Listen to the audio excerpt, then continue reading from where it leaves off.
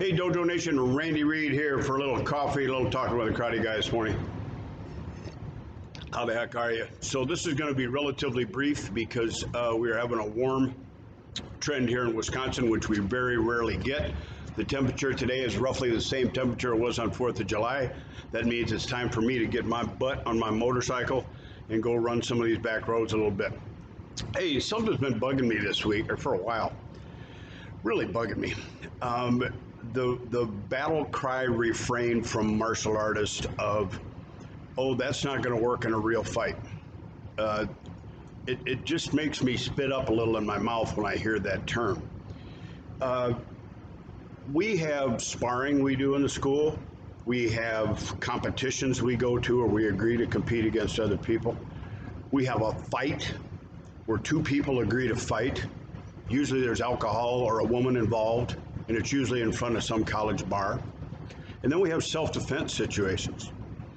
Now, there is a tremendous difference between two guys full of beer swinging at each other's lips, trying to give each other bloody lips, versus three guys, one with a knife, trying to kill you. And when I hear that battle cry of, it's not gonna work in a real fight, I don't know how many people really have been in a real self-defense situation, and they're maybe confusing fight with self-defense. Make sense? Now, you can get hurt in a fight. Sure, I've seen people, I've had two of my acquaintances actually kill people in street fights with real bad situation. One was a pro boxer and one was a martial artist. One punch kind of deal, somebody hits their head, you're going to prison, which is where they ended up. In a self-defense situation, number one, what percentage of adults actually end up in a life and death self-defense situation? I've been in my share of battle street fights. I was a bouncer, I'm Irish, I was young, we all got into that, and I didn't like bullies, and I kind of didn't take kindly to them. 99.9% of the time, I chose to fight. I could have got away or walked away. So self-defense is getting away. If someone's going to try to pull a knife and rob me, I don't care if they get my money, I want to get away with my life. Now, there was a time when I'd like to take the knife away, jab it where the moon don't shine, and then take their wallet. That's not what self-defense is. So when you hear the battle cry, that's not going to work in a real fight. Now, as much as I respect the Gracies, I think they are the gold standard of martial arts business in the planet. I love what they do martial arts wise. I've had enough experience to know that if I'm in a fight and I'm on the ground, the dumbest guy in the bar can kick me in the head. I've had it happen.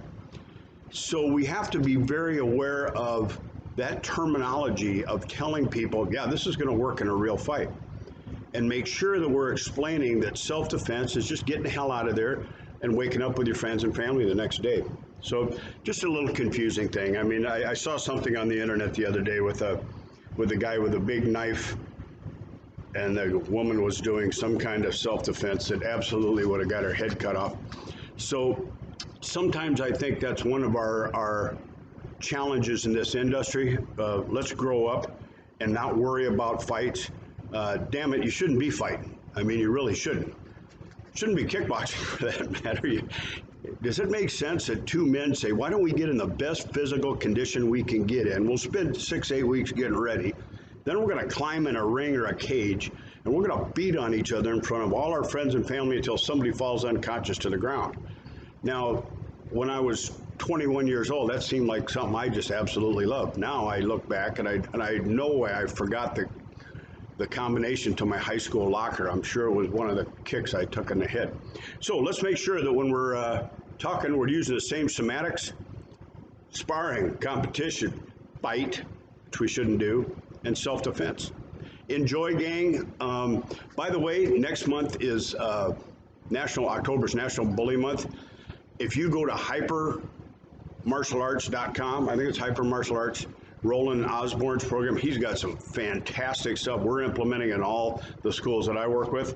He's got this bullying thing down to a science. So take a minute, look up, Google Roland Osborne's hyper training. He's got some good stuff out there. Take care. Have a great day, gang. Bye. I'm headed out on the motorcycle. Bye and bye.